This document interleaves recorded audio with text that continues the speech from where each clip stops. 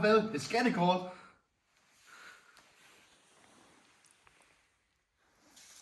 Vi må ud og finde skatten. Det skal vi da. Hvad vej? Det må være den vej der. Den vej, fedt.